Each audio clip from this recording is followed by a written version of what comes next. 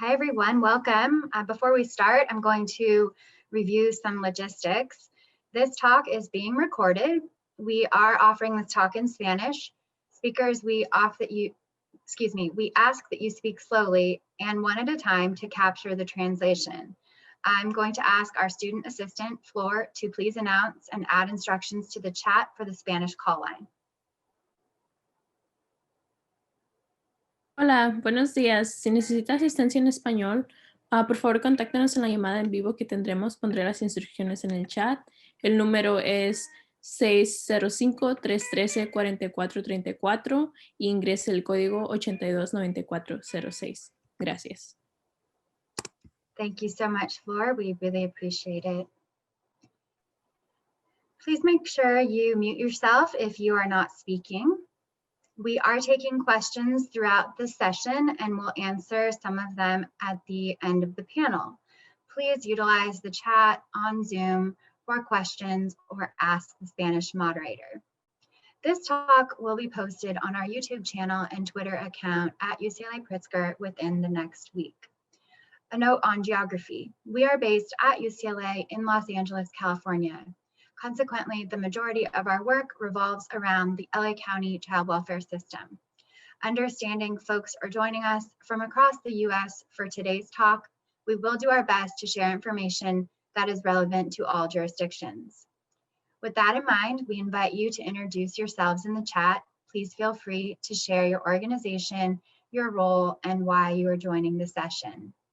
Now for introductions. On behalf of the UCLA Pritzker Center, my name is Taylor Dudley. You will also see our production team, Ruby, Flor, Nicole, and Brittany assisting throughout the event. Please feel free to write to them in the chat should you need assistance. Welcome to the UCLA Pritzker Center's Winter Speaker Series on domestic violence and child welfare. This work is funded by the Anthony and Jeannie Pritzker Family Foundation, the Van Nuys Charities, and the Blue Shield Foundation of California. We are pleased to co-host this event in partnership with the LA County Domestic Violence Council. Countless children enter foster care due to allegations of domestic violence in the home. Often these allegations result in a finding of neglect for failure to protect. Yet removing children from the home and placing them in foster care for an isolated allegation of domestic violence can result in further trauma for both the survivor and the children and result in other harms, particularly in diverse communities of color. Our work at the UCLA Pritzker Center examines this dilemma and the import of child safety coupled with the challenges of family separation. With support from the foregoing foundations, we have been engaged in research over the last year to explore the gaps in policy, practice, training, data collection, and cultural competency where domestic violence and foster care merge. This series highlights 4 areas where that intersection is particularly relevant. This is our second session in a series of 4. This session will explore how men and fathers can be engaged in preventing, treating, and healing from domestic violence with the whole family in mind. Our learning objectives today are: 1, understand unique issues impacting men and fathers relating to DV and child. 2, challenge biases and stereotypes about men who are batterers. And 3, highlight unique methods and opportunities for supporting men and fathers. We will now turn to the panel discussion. As a reminder, we are taking questions in the chat, which we will compile and hope to address. This panel is moderated by Eve Sheedy. Eve is an attorney and the LA County Domestic Violence Council Executive Director. Information and contact information about the Domestic Violence Council will be placed in the chat. Eve is a dear friend and Eve is a dear friend of the UCLA Pritzker Center, and we are thankful to have her join us today and for her ongoing partnership. Eve, I'm turning it over to you. Thank you. Thank you so much, Taylor. I'm so happy to be here. Welcome, everyone. Thank you for joining us today. For those of you that I know and I see your names, hi. And for those of you that I don't know, I hope I'll get to know you shortly. I am the executive director of the county's Domestic Violence Council, which is actually 2 things. One is the county's coalition, which includes survivors, providers, people who provide services both to survivors of DV and people who cause harm, public agencies, and anyone else who's interested in addressing domestic violence within Los Angeles County. It is also a small office division within the Health Promotion Bureau of the Department of Public Health to underscore the county's commitment to really address violence as a public health issue. We're honored really to work closely with the UCLA Pritzker Center. One of the primary projects that the DV Council is working on is this issue of the connection of domestic violence to childcare, to both improve how that's handled locally and to address some of the issues, as Taylor mentioned at the beginning, such as failure to protect and so forth, so that we can make sure we have an equitable system that provides support and services for everyone. We have a phenomenal panel today. Thank you all for being here. And I'm going to ask you all to introduce yourself to our audience. So why don't we start with Laura? Okay, good afternoon, everybody. Thank you so much for being here. Thanks for your time. First of all, I just want to say, as I'm looking through the folks who are here, there's a lot of expertise in this Zoom meeting. And there are people who've, I know for years have been working with in the field of domestic violence from all different levels. So I just want to thank everybody for being here. And just to say, I'm here sort of as I guess a bit of a consultant, because I don't want to mislead you into thinking that I'm an expert in domestic violence in any way, just have some expertise from the university end. So having said that, my name is Laura Alonji. I'm a part of the field faculty in the UCLA Department of Social Welfare, which means I teach some courses and work with students in their field placements. And then I also coordinate the CalSWIC Public Child Welfare Program, which is a statewide stipend program which prepares our MSW and our students in the MSW program to go then and work in public child welfare. Many of them will go on to be your colleagues at DCFS, for those of you who work at DCFS on the call, and some may go to other counties in the state. So that's what I do currently with UCLA. My own background is I'm also an LCSW, I'm a licensed clinical social worker. I worked for many years in community mental health and child and family guidance agencies. So my focus and expertise is really working with children and families in sort of a systemic, holistic way. And as a result, I've worked with families where domestic violence was present in different levels. And so that's a little bit about me. Thanks for having me. Thank you so much. I do want to add one thing. Everybody on this call and everybody you know is welcome to join the DV Council. There's information in the chat. We're open to the public and really value your input. Okay, Keith. Good afternoon, everyone. Thank you, UCLA and the LA County Domestic Violence Council for having me as a part of the panel and the opportunity to share some of my experiences with fathers that we work with. I'm a director of Project Fatherhood with Children's Institute, and I have a 19-year-old son who's a freshman in college during this COVID times, which is kind of challenging. Yes, and also I just wanted to check in with all the parents. I know some of my challenges with my son growing up in terms of academics in school. I used to get these emails from school, your son has 5 missing assignments. And I would have a conversation with my son. Can you check your email once again? I got an email from your teacher saying that you have 5 missing assignments. And his response is, I've done all my homework, Dad. I've done all my homework. So just the development of young folks and being a dad and being patient and really trying to understand where he's coming from and really trying to support him in the work that he's doing. So I know if you're a parent, hopefully I'm not the only one who has experienced those email calls and emails from schools. Thank you. Looking forward to joining the call. Thanks so much, Keith. Jimmy, you want to introduce yourself?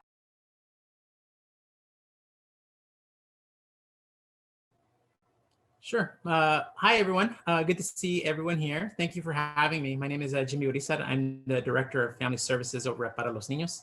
I oversee our in-home visitation programs. along with our domestic violence supportive services program and our family violence prevention program. And as far as, you know, I want to acknowledge what Laura's saying. I see a lot of folks here that have a lot of expertise in fatherhood. And, you know, what I bring to the table here is really more of my experience in working with my staff, but also the experience of being a father. You know, I'm a father of 3 children, all school aged. As you can imagine, you know, 5 Zooms going on at the same time. You'll have to forgive me if I have that Zoom freeze, but I'm happy to be here. Thank you so much. And just before I call on Dennis, 1 second, we really value all of your input, and you do have tremendous expertise. So thank you. So Dennis, you want to introduce yourself? Sure. I'm Dennis Smeal. I'm the Executive Director of Los Angeles Dependency Lawyers. We represent both, you know, mothers and fathers in dependency cases. Probably the majority of those cases involve intimate partner violence or some fallout from that. I'm so honored to be on this panel with Keith and Jimmy, and I'm looking forward to getting some ideas and also maybe getting a little bit off my chest. My daughter is 30, and I will never forget when I came home from dropping her off at college, I felt like I had won, like the greatest game in the world. And I won. She's off, she's done, I didn't kill her. She's great, and I still feel that way now. And the gift that you guys who have younger children have to look forward to is really getting to know your children as adults, you know, as the independent people that they come back as from college. And oh my goodness, the joy there is just incredible.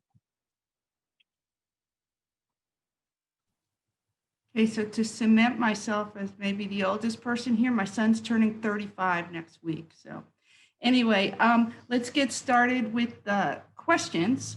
So the first question is, what do you think gives rise to domestic violence perpetrated by fathers and by men, and what types of trauma and experiences of fathers and men contribute to that? So I'll start with Laura. Okay, thank you, Eve. So I guess I need to say that I'm a parent too, because it just feels wrong if I don't, right? My son is going to be 18 in about 2-3 weeks. And we just finished college applications. I shouldn't say we, he just finished college applications. So woohoo, we're very excited. That's over and done with. Okay, so now for the serious business. I think what we know in general about what gives rise to domestic violence in men, we sort of like to categorize it in sort of buckets, right? So the first bucket would be individual factors, things about the individual that may be, and these are called risk factors. So it doesn't mean that everyone who has this particular typology is going to become violent towards their partner, but these are just indications, risk factors, things that may be important to look out for. So we sort of separate them out in individual factors, environmental factors, societal factors, and familial kind of situations. So in terms of the individual level, we talk about things like, sadly, the person having a history of violence in the home themselves, right? So if we're talking about men, one of the things that may be correlated with becoming violent later in intimate relationships are past history of having witnessed domestic violence in the home or having potentially been a victim of violence in the home. There's also a correlation with a higher consumption of alcohol and illicit drugs that make this correlation stronger. There's a connection to low self-esteem, so the person not feeling, sort of strong enough within themselves as an individual, having some sort of emotional dependence in relationships, showing signs of paranoia, anger management, some, this is sort of at an individual level, but more even into the environmental societal level, any cultural beliefs that lead to this idea that there's inequities between the genders, cultural beliefs that the partner has a right to control their partner. Learned behavior, right? It's sort of learned behavior from growing up in a home where there may have been control, where there may have been violence, where there may have been aggression. Yeah, so I think I hit the major parts of the individual factor bucket. In terms of sort of higher level environmental factors, there seems to be a correlation between education level and domestic violence, meaning that the lower education someone has, the higher the likelihood of domestic violence. And again, this is just a correlation, right? I'm not saying that people who are poorly educated are going to become violent towards their partners, but there's a correlation there.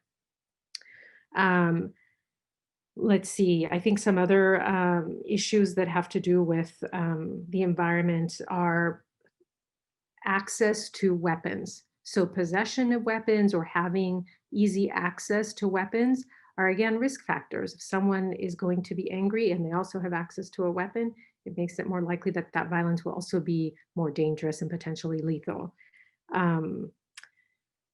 And I think we know, of course, things at the higher societal level, like unemployment, eviction, financial difficulties, right? These are things that are major stressors for all of us. But if you have someone who has all the other individual characteristics that I talk about, so lower self-esteem, difficulty managing anger, but they're also experiencing homelessness, joblessness, constant evictions, constant threats to their financial situation, this is obviously going to heighten the risk and the potential for harm to family members. I think I also want to say things like severe health problems, not just for the potential perpetrator, but for family members. So we know that sometimes families that have children with disabilities, children with chronic health problems, there's a higher correlation there, because what that means is that the person who is in the family who may feel a responsibility for that family member may feel stressed, may feel worried, may feel like they can't take care or provide for their child. And so that might heighten the anxiety, the worry, and the potential for violence. I think I hit some of the major points. Yeah, so I'm going to leave it at that. I'm sure my colleagues have much more to say about that. Okay, so Jimmy, I saw you nodding as Laura was speaking. So can you please also speak to that? What in your experience gives rise to domestic violence in that population?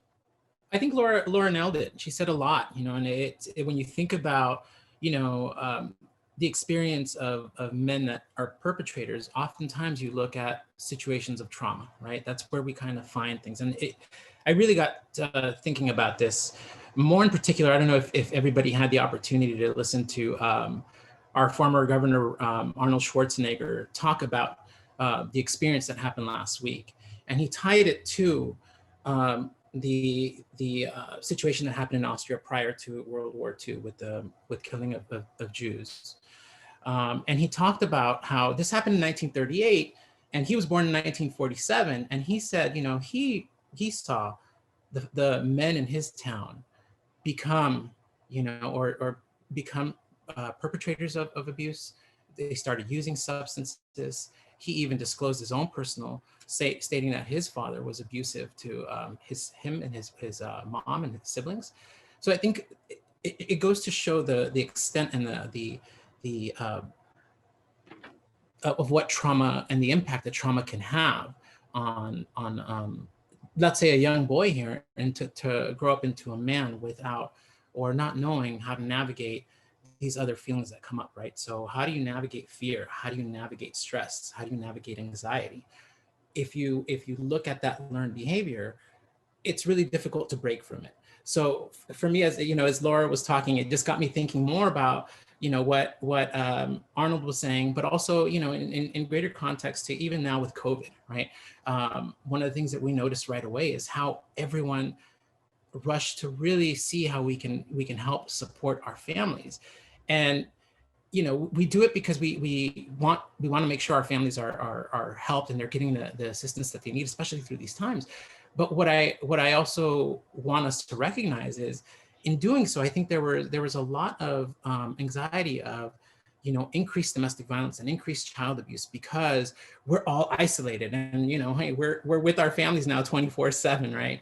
But what I noticed was supporting families in the everyday thing, being able to provide them with food boxes, being able to provide them with the necessities of, you know, access to internet, access to computers, all that stuff really kind of brought some of the stress level down, where really the priority really became more around finances, right? And that can be a stressful within itself for men in general. But I think being able to have the support that a lot of the community-based organizations and a lot of, like, you know, folks like DCFS and DMH have provided, really, I feel, provided an additional support, and unconsciously may have helped in curb, you know, maybe some of the rise in DV that we were expecting. Not to say that it didn't happen, but I think, you know, being able to provide support to families during this time, I think really made an impact. Thank you so much. Dennis, you see people sort of after the fact, so can you speak about what you've learned? Hi. So what we see primarily in both parents who are suffering from intimate partner violence, we see a tremendous lack of communication skills. It reminds me of, you know, when my child was a toddler and, you know, had the emotions, wanted to express the emotions, but didn't have the words for the emotions, didn't have the words to communicate what she was feeling. And of course, I have it too. It's incredibly frustrating to want to say something and not be able to find the right words to say it. And of course, it goes back to everything that Laura said, all the childhood factors, and all of the risk factors that she identified.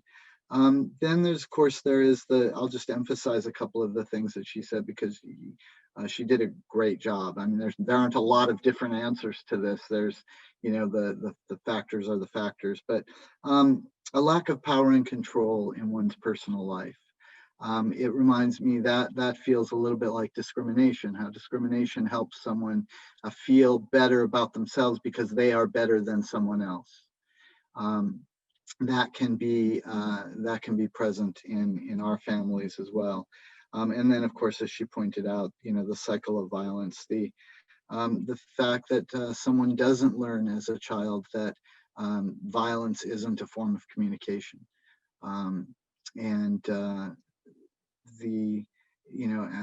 As an ACEs 8 myself, and a survivor of same-sex domestic violence, I know that it affects practically everyone. Either you've had some experience with it yourself, or you have regular communication with someone who's affected by it without even knowing it. You may not know it, they may not know it.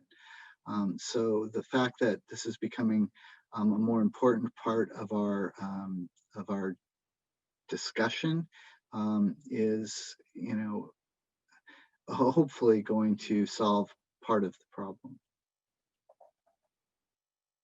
Right. And Keith, also maybe you could explain just a little bit about Project Fatherhood and its role, as well as what you see as what gives rise to DV. People may not be familiar with the wonderful program. Great. Thank you. Great points by Jimmy, Laura, and Dennis. What we know and what I know, hurt people hurt people. Hurt people hurt people. I'm going to share a quick story. There was this high-rise building, and on the 42nd floor, the building manager noticed a crack in the building. And it went on for months and years, and then the crack started to get bigger and bigger and bigger. So the building manager said, let me call the architect in to figure out what's going on with this crack on the 42nd floor. So the very next day, the architect arrives, and then the guard notifies the building manager that the architect is on site. So the building manager goes up to the 42nd floor, where the crack is. And he looks around and he doesn't see the architect. So he radios to the guard, hey, I don't see the architect up here. Where is he? He said, no, the architect is down in the basement. So the building manager says, well, the crack is up here on the 42nd floor. So he rides the elevator down to the first floor, and then he walks down the steps to get down to the basement. And the building manager says to the architect, hey, our crack is on the 42nd floor. Why are you here? The architect said, yes, your crack is on the 42nd floor, but your problem is down here in the foundation of your building. A lot of fathers have been exposed to violence, witnessing and parents yelling at each other, hitting each other, withholding money from one another.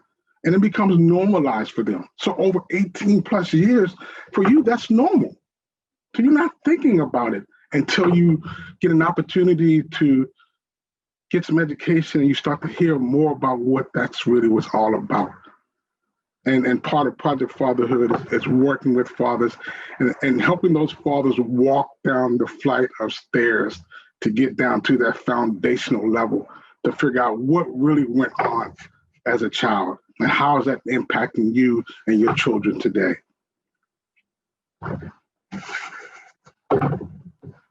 Thank you so much. So our next question is, what unique issues come up among men and fathers in domestic violence cases and also cases involving their children and in providing services to them? So I'll start with Jimmy, because you're running those kind of programs. Well, I think, first of all, Keith, that was a great analogy. I think that's very true. You know, whenever we look at a family, we talk about what's the root of the issue here? You know, how do we get to the underlying issue and how do we address the underlying need here? As far as the unique situations, I think, you know, at least in my experience, one of the things that we do at Para los Niños is we tend to have a high client population that stems from the Latino population. So culturally, I think we face unique situations. Oftentimes, you know, with our men, we're not socialized to communicate fear. We're not socialized to communicate anxiety. We're not socialized to communicate stress, right?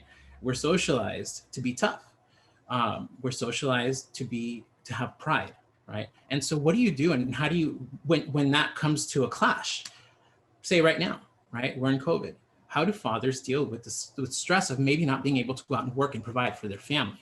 You know, that creates a different level of expectations that can lead to someone, you know, unfortunately acting out. Now, it's not what we would want. At the same time, it's something that we can understand based off of the way that these young men were raised or men were raised. So that's kind of what I've seen. I think one of the things that we've looked at as an agency now, or even in our programs, is how do we get on the prevention side of things? How do we address this prior to this becoming an issue where we need direct intervention, where direct intervention is a little harder because we have to really make those connections, have them, you know, have a healthy attachment with their children while also healing themselves. So for us on the prevention side, we're looking at things through one of our programs, our Family Violence Prevention Program, is having intimate partner violence seminars for youth. So that's one of the things we piloted last year, and it was a great success. In all honesty, we had over 80% retention of all the youth that participated, and they actually expressed learning new communication skills, new strategies to deal in relationships.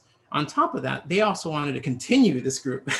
So it's great that folks, you know, and again, if you go to this group and start looking at prevention, it really can address some of the issues that our men are socialized with. I'm going to take it one step, you know, I'll go a little more in addressing prevention. You know, I oversee our in-home visitation program for our 0 to 5 population. And one of the things that I noticed, and it came up for me as I was reflecting back on this, is what's out there for new fathers, you know, there's a lot of support for moms once they become pregnant, right? You have medical support, you have social support. What do we do? You know, we don't really have that in our pocket. And I was thinking about that because I remember, you know, finding out that my wife was pregnant and we were going to have our first child. It was exciting. I was ecstatic. It's one of the things that I'm like, wow, I'm going to be a dad, right? At the same time, this immense amount of fear came over me too. What am I doing? How am I going to do it? Right? And so, it took for me to actively engage as a part of, you know, going to my wife's appointments, sitting in her ultrasounds, you know, going to see the lactation consultant, all those things for me to really, you know, feel like I was a part of it and for me to be included in it. So all that to say, you know, I think we want to look at a few things. It's not just how we're approaching it, but also, you know, on a social level. How are we including men so that we can eliminate some of these situations that we're encountering? I do have one follow-up question for you. In your youth program, was that all male, all female? Was it a mixed group? So the youth program, that was a mixed group of males and females. However, surprisingly, I think the males were asking to continue with the group. So there's a desire. I think, you know, again, the younger you are, the more your brain is a sponge, right? And the more you want to absorb things. You're not set into things. So it was really warming to see that folks wanted to continue this group and they wanted to bring new people into this group. You know, unfortunately, COVID happened. It kind of made everything collapse in that way, where now we're trying to, you know, reformulate it so we can engage our youth actively, even if it's through means of Zoom. But we had, I think it was great. It was a great opportunity to see and engage youth and young men in this level so that they now can turn and have a healthier style of relationships, whether it's with their children in the future or their partner. Thank you so much. So Keith, I'm going to turn the question to you about what unique issues may come up, but I also want to, sorry, my phone's going. I also want to ask you this. It's been my experience that sometimes actually just becoming a father is a very motivating factor for men in addressing domestic violence, and whether or not you've seen that in your practice and what impact the change from being a partner to being a father has in terms of the issues that arise. Thank you. I think in the beginning, when men become fathers, there's that hysteria and excitement about being involved, and then it kind of weans away with the lack of support. Right? Men are not really included in a lot of things that go along with that whole development process, the prenatal care, the pre-pregnancy part, what your role is as a father. Most men grow up without fathers, so they don't know what their responsibilities and roles are. So what Dr. Swinger created in 1996 with Project Fatherhood was really unique. He knew that the system and all the resources were really catered towards mothers and children, and very few resources for fathers. So Project Fatherhood is designed strictly for men and fathers to engage them in their roles and responsibility of being a parent and fathering. We talk about topics about communication, like Dennis said earlier, and Jimmy alluded to. We as men, we're not great communicators because we don't grow up talking about how we feel. Nobody provides it to us. What we hear as growing up as boys, if you're hurt, don't tell nobody. Keep it to yourself. Suppress all those feelings that you have inside of you. And then when you become an adult, you're supposed to be able to manage that. How do you manage that? You don't. But with prevention programs like Project Fatherhood, we're able to bring fathers into these weekly groups where fathers have an opportunity to touch on different topics. And then we always take it back to your family history. What was the impact that you had as a child growing up with your dad? And how is it playing out with you and your kids today? We talked about loss and separation. You will be amazed about the pain and the devastation that you hear from men, when you create an environment that's safe and secure, that they can now dig down deep and really begin to do some work on themselves, it is truly, truly amazing. And just having that environment for men to go. And there are very few places where men feel like they're comfortable that they can go to. There are few fatherhood programs, far too few. Very few resources for fathers in terms of domestic violence, as well as being victims and perpetrators as well on both sides. So what happens is when those fathers have an opportunity to begin to dig down, and they're in a room where there's no judgment, they get an opportunity to begin that healing process. And through that healing process, and over time with the support of other men in your community, you begin to see those behavior changes. Because men in the group will check you when you're out of line and when you're talking about things. And because for you, that's been normal for the most part of your life. But hearing another perspective from another father and his experience and what he's been exposed to gets an opportunity to shed some light. And you begin to see that light flicker in those dads, and knowing that, oh man, I'm not in this by myself. I have a group of men that can support me, and I'm not the only one who's going through this. So we have fathers who come to Project Fatherhood who stay around for years because of the support that we get. You know, for the most part, women, and we're sorry that you get a lot of broken men. And Frederick Douglass said it best: I'd rather build strong children than repair broken men. So you get a lot of broken men, but being able to have a space where you can begin that healing process with men and learning those, like Dennis talked about, the communication skills.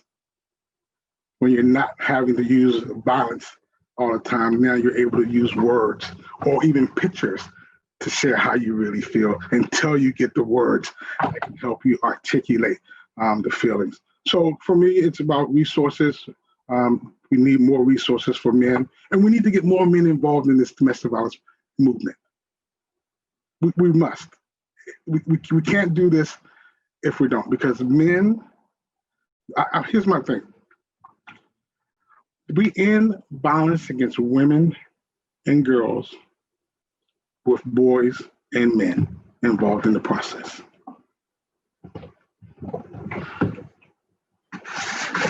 That's wonderfully said. And also another way to invite all of you to join the DV Council so you can get involved in doing domestic violence work and with other people in LA County. We can fix the problem. So Dennis, in your caseload, you have all sorts of cases. So are there unique issues that come up with fathers in your DV cases that you've seen? Yes, absolutely. And so I just want to confirm and double down on everything that Keith said, and Jimmy, you know, that is all the truth. But really what I'm focused on is the services. This is why I'm here. I'm hoping that someone who is listening will join me in my quest to offer services to men differently. First of all, we have to stop insulting them on their way in the door. We can't call something a batterer's intervention program and expect a father who actually has a domestic violence problem to go there. You know, our clients start out in denial. Both mothers and fathers start out in denial, but they're going to stay in denial if you use the harshest language to describe them. And then once you do get them to walk in the door, once you do come up with a different name for the program, then we can't charge them $1,650 to $2,400 for their year of services. That is absolutely, it's impossible. It is cost prohibitive to our clients. And especially when they're upset about what's going on, they're upset about what they're being called, they're upset about what they think that says about them to begin with. And now you tell them you have to go to this program and you have to pay $2,000 to do it. So many of my clients say, you know what, and pardon my language, but they say, you know, fuck you, fuck her, fuck the kids, I'm out. And they go, and you know what we have in about a year or so? We have a whole new domestic violence victim, because nobody made the access to services reasonable or possible for the father when they had me as the lawyer, all our little lawyers, encouraging dad. We would have done anything. We can break down almost any barrier to a client not wanting to engage in services, except the financial one. We can't reach in our own pockets for every dad we represent and pay the fee for them to go to the batterers intervention program. So please, please, please work with me to make services available to fathers. And also, if you could work with me on finding a different word other than batterer or perpetrator, because those words are inherently insulting. I liked people who cause harm. That's better. That someone used that this morning, and I said, oh, I haven't heard that one before. It's not quite what I would want. I would want something that's judgment-free. And try it. It's an interesting parlor game. It's harder to come up with than you would think. But when it comes to services, we need to be identifying the underlying dynamics for every father. And then we need to be focusing the services that are ordered on those underlying dynamics, on resolving those underlying dynamics. In other words, Batterers Intervention Program may be appropriate for a lot of dads, but not all of them. Why aren't there some dads who are ordered to go to Project Fatherhood to deal with their domestic violence issues? I think that Project Fatherhood, in many ways, for a certain demographic, offers a better kind of program. Also, for our clients who have mental health issues, serious PTSD, or bipolar issues that are at the that underlie the domestic violence, they need to be given access to the programs that are going to help the underlying problem, not just focus on domestic violence, and not just order something like a group program where a person can just go warm the chair every week for a year, and then they get their certificate, and no one inquires any further. There are the group programs, but there are clients who need to have individual counseling, and there are also clients who can just get away with couples counseling. You know, couples counseling can do the trick in certain situations where the domestic violence isn't particularly severe. It is just pervasive, and couples counseling can often solve the problem. Ordering couples counseling for a power and control, for a perpetrator who is hell-bent on demanding power and control in his family, that the couples counseling isn't going to help. It's not appropriate for that. That may be something that's available down the road, but it's not something that we can order them in right away. Identifying the underlying dynamics, focusing them on the services that are necessary, and then making those services available. That's what we need to do. That's what I am having so much trouble every day. I and the lawyers that I represent are having so much trouble finding that individualization of the programs. And I hope that we can change the way that we look at it and the way that we fund it, because the victims programs are all free.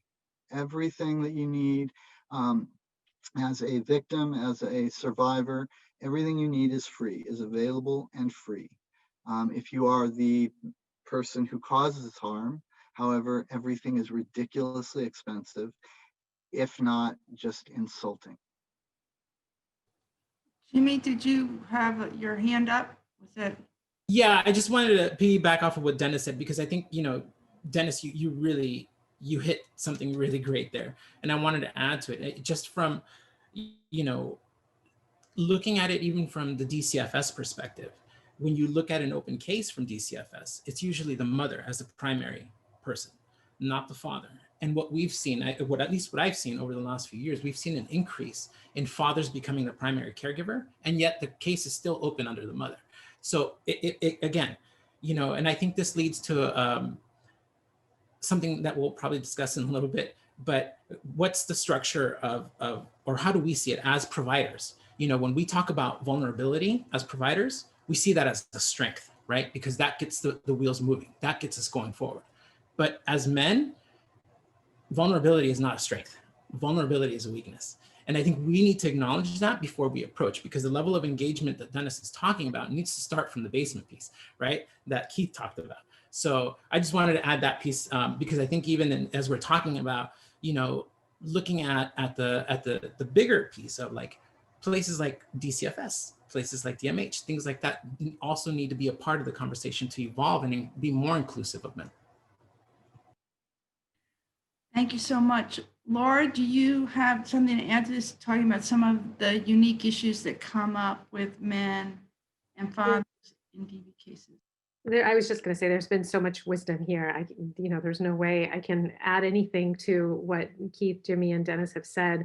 The only thing I would say as a social worker is to sort of frame this discussion. You know, when I first started, I talked about the buckets, the individual, the family, and the social levels. And, you know, so much of what you've all said is making me think about all these different levels of intervention, right? So at the individual level, you all eloquently spoke about trauma and attachment issues that come up so often for men, sadly, that we as a society don't do a good job of promoting with men. We're fine when we talk about attachment between mothers and babies and children and their mothers, but there's always this sort of tension when we talk about attachment with fathers. And as you all eloquently said, there's not much in the way of educating parents, fathers, about the attachment process and how critical that is, as well as trauma. And this idea, Jimmy, that you spoke of vulnerability, which is so critical, right? That vulnerability needs to be sort of reframed for men as a strength, but we can't reframe it for men as a strength if our society doesn't promote it as a strength for men. And so at the larger level, sort of, you know, panning out the lens at the larger societal level, we need to be able to sort of talk about vulnerability as a strength across the board, across genders, and really encourage people to talk about vulnerability as something that once you share about your own history, about yourself, once you give your narrative to somebody, that empowers you and empowers everyone around you, because you're no longer this horrible stranger, other person monstrous person. You're a person with a history that people can relate to. So I think that's it. I mean, I think there's so much wisdom here. I agree. Thank you all so much for your thoughtful and really critical answers to this issue. So you now have sort of the platform. What do you wish the world knew about men and domestic violence? I would say men, fathers, and domestic violence, maybe that they don't know now. So I'm going to start with you, Keith. Thank you. What I want the world to know that violence against women is a man's issue. We're responsible for over 90% of all intimate partner violence that women would experience in their lifetime. We want to make sure that men get involved. Why men? Because men listen to other men. And boys also listen to men. My son is 19, and I teach him yes is yes, and anything else is rape. Yes is yes, and anything else is rape. So to the women on the call, get your sons, get your husbands involved in this movement. And to the men on this call, close your eyes for a moment and imagine you have a daughter.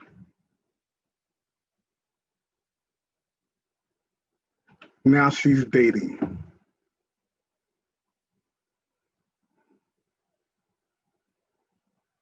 Would you be the man that you want her to date? If not, change. And if so, get involved in the movement.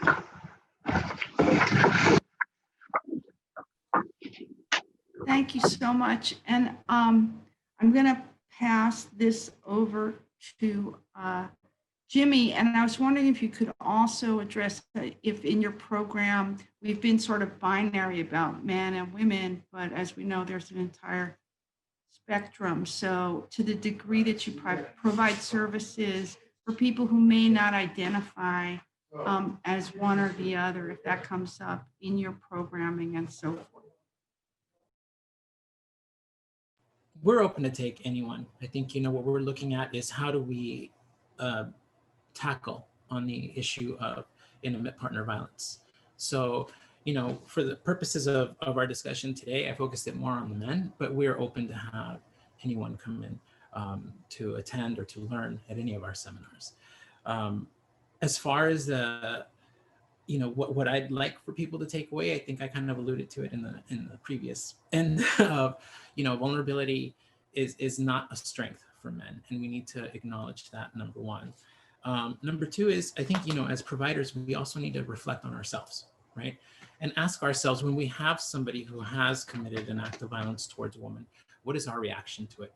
How do we approach this person sitting in front of us? Have we made and cast a judgment already that's going to impact us building a relationship with this person, right? So, and the reason I ask that is because it's really, think about it. When you hear about sexual abuse, it can be a red light, the feelings that are behind that. And if you think of domestic violence, same thing can happen, right? So it's really looking at it, or what I like is for us to think about is finding the reason for this maladaptive coping strategy, the violence. It's unacceptable, right? However, it is the only tool that this individual knows right now. And we have to start from that. That's the foundation piece. That's where we need to jump in, right? We need to acknowledge it and recognize that this is not a choice. This is something that was unfortunately learned through trauma or, have lived experiences, where we want to have that openness to invite and please, build a working relationship, a trusting relationship, where vulnerability becomes what's driving the treatment. Thank you so much. Laura, what would you like the world to know about men and domestic violence and fathers? I feel like I've taken the larger lens approach here during this talk, so I'm going to stick with that. And I think the one thing that I would like, I think everyone knows this, but to sort of speak some current truths, right, that we're experiencing right now, high levels of aggression and violence in our society. We're seeing it play out on the news every day. And if that isn't triggering to you, I would be surprised.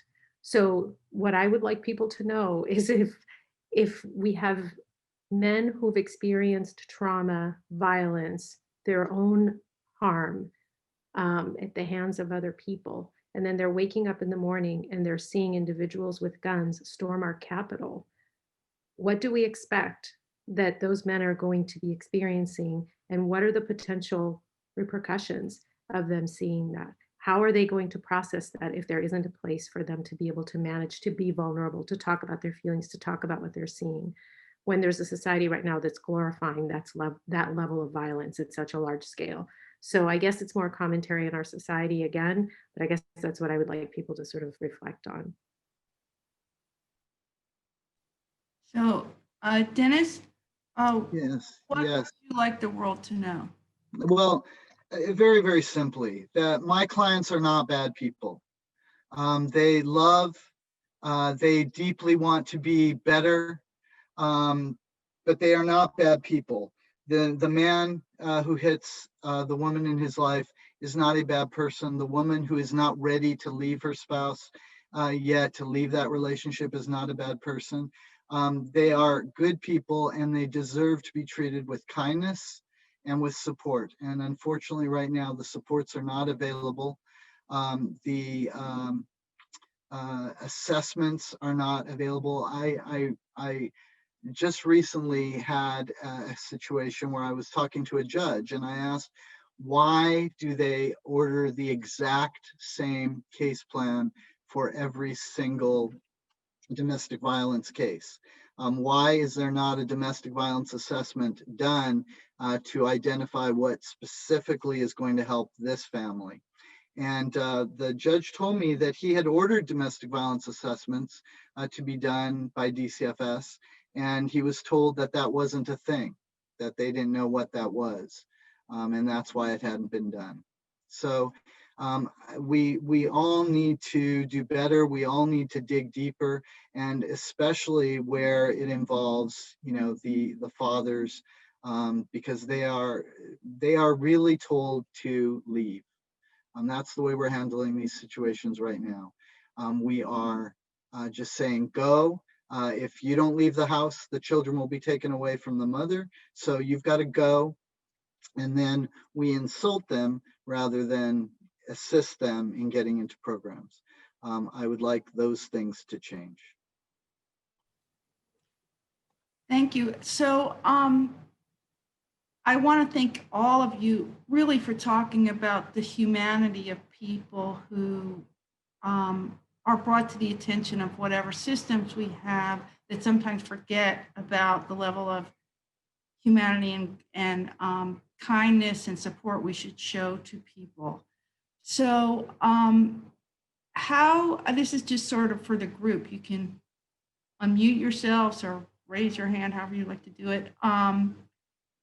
How do you think is the best way to address domestic violence in the home without either removing the children, but making sure they're safe, and or Dennis, as you said, either telling someone to leave who may not want to leave, right? Who may want to heal their family, and what are some of the things that you may have seen work, and do you think that distance is important, or can everybody stay under the same roof? Again, I think it's all about doing that individualized assessment and figuring that out, because I find that, well, I speak and I'm criticized for saying that not all domestic violence, not all intimate partner violence is alike. You know, one slap in a 14-year marriage should not be treated the same as ongoing power and control issues with between a man and a woman, where the man is utilizing economics and sex and emotions and family and everything to control his spouse. Those are two very, very different things. They are not treated differently by the courts, and they need to be. And we need to be able to have the services for all of them. Does anyone else have comments on that about what might be some? I do, Eve. My name is Bernita Walker, and I work with Project Peacemakers. I've been in the field for 40 years, and I'm in agreement with what you're saying, Dennis. Thank you so much. And also, Keith, it's very important that we understand all of the parts of what's going on. We jump to conclusions too quickly in moving children when we're traumatizing them again. The trauma is the worst thing that we're talking about, and I'm hearing it a lot lately, and I'm thankful for that, because we didn't have that back when I started 40 years ago. Now we've come to this point to where we really need to take a thorough assessment of what is going on and how the individual that is harming the other person gets to that point. I think it's too often not taken care of and not put in the forefront. So I'm gonna be quiet. I'll say that because y'all know I can talk, those of you who know me. So y'all know I can. But I'm grateful. I'm sorry I was late, but I'm grateful for all that I've heard. And I thank you so much for stepping up and doing what needs to be done. Men, we need your help. Faith community, we need your help in order to do what needs to be done. And that's the reality of it. So thank you again for letting me share. Thank you, Bernita. So there is a question from Lucy in the chat that, Dennis, you mentioned that couples counseling may not be a good fit for men, people with high levels of power and control issues. Do you have any experience or ideas, or anyone on the panel actually, about models or programs that are a better fit in this type of case? And if it doesn't exist, do any of you have ideas of what would meet that need?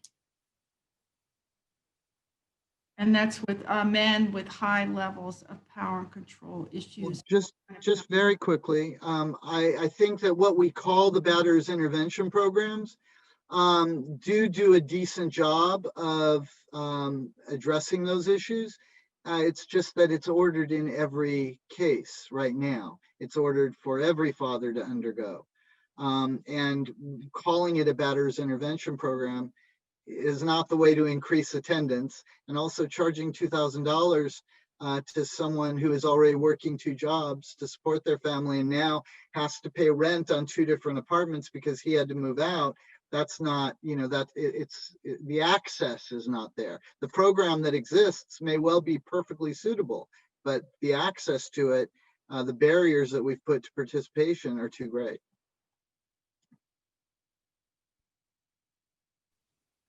Anyone else want to comment about some of the things, the types of counseling, or particularly for people sort of with high levels of power and control issues that have worked or not worked, frankly?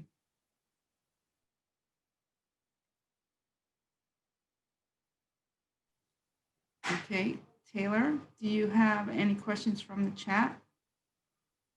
So much, Eve.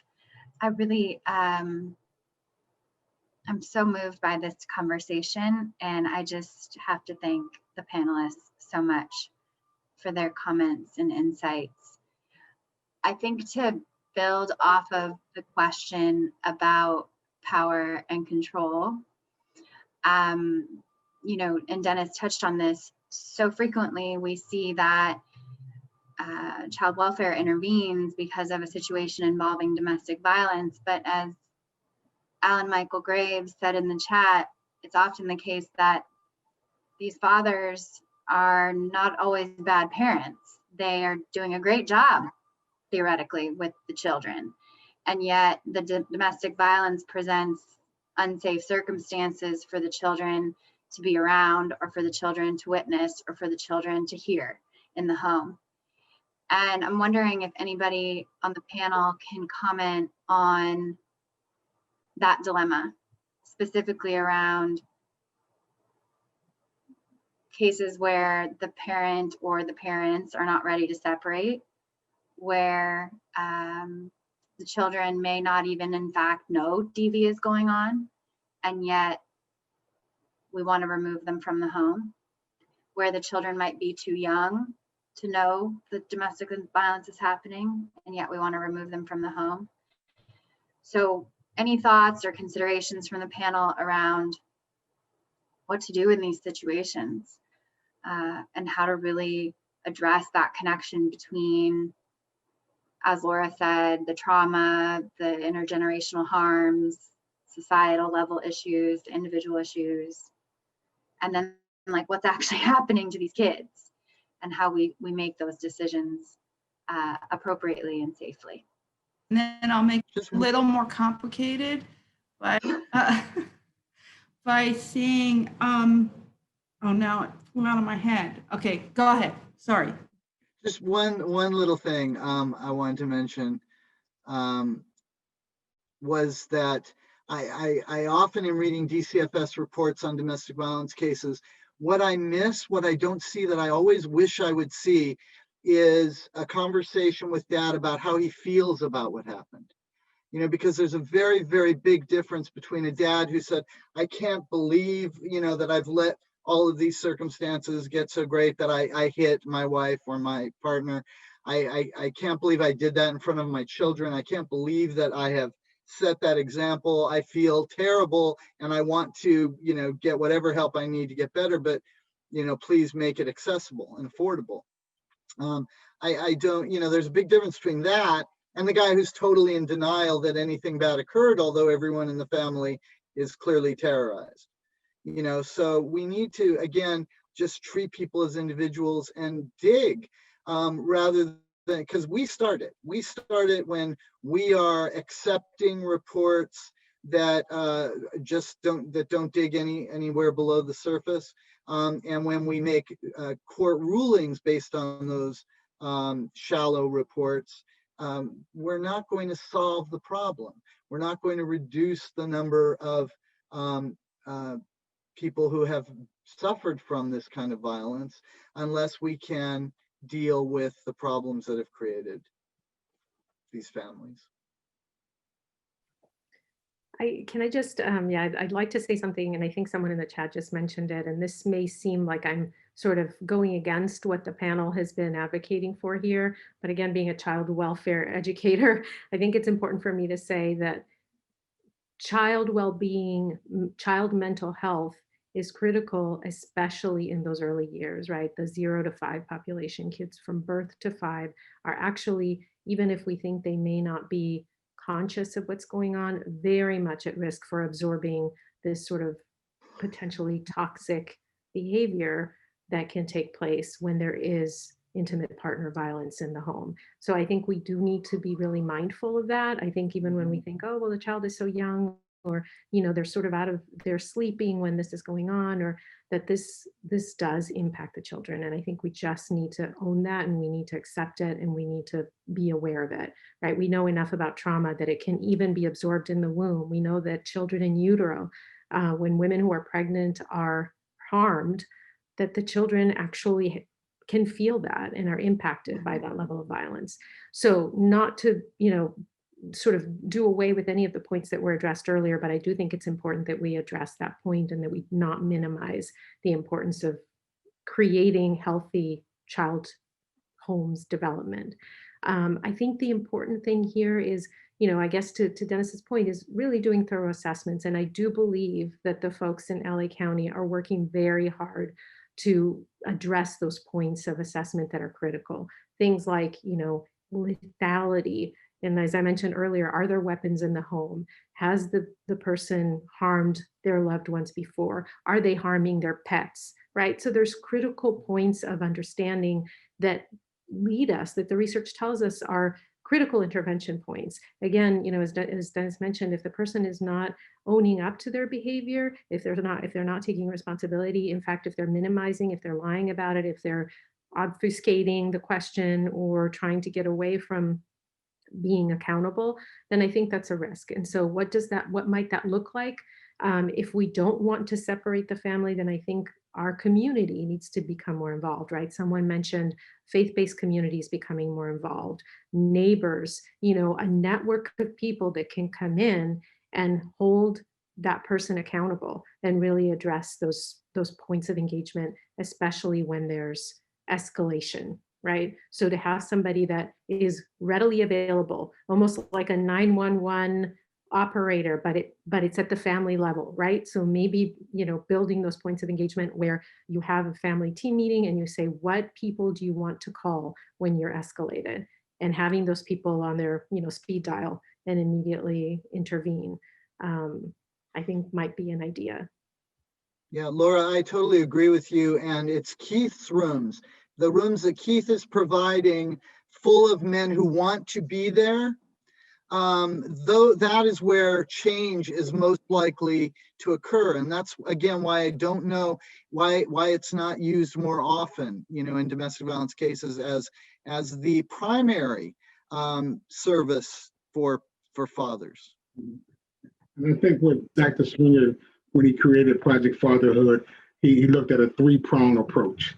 One was space just for fathers to be able to learn how to father, right? Fathering. And then he also added a component with a child focus group where he encouraged fathers to bring their children to group so that there would not be that disconnection and that would have that time to group to have conversation, and when they're going home, having that one-on-one time, and also having a facilitator in that room with that child talking about similar topics that dad is actually going through to be able to have those conversations. And then he added the significant other group, the other person who is connected to that son or the daughter, whether it's the mother, an aunt, or a sister. So now you have 3 components working in the same book, being able to go home and having some of the same conversations about the impact that it's having on them as a whole, as a family. And I think Laura is absolutely right. Child safety is number one. We want to make sure every child is safe.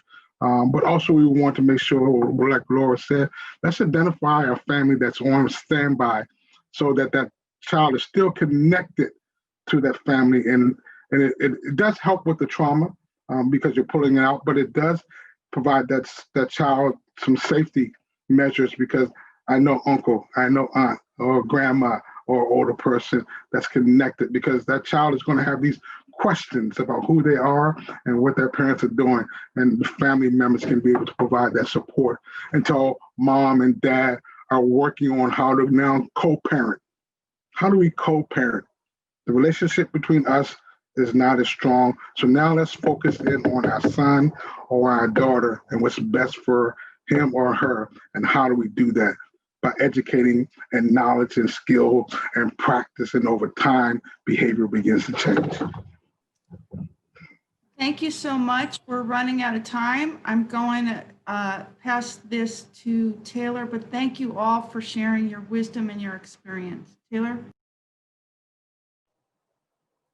Thank you all so much. I've been so moved by this conversation today, and I think we all knew through our research and just through our life experience that the issues impacting men and fathers with respect to domestic violence and how that then impacts families and children specifically was an issue that needed attention and discussion.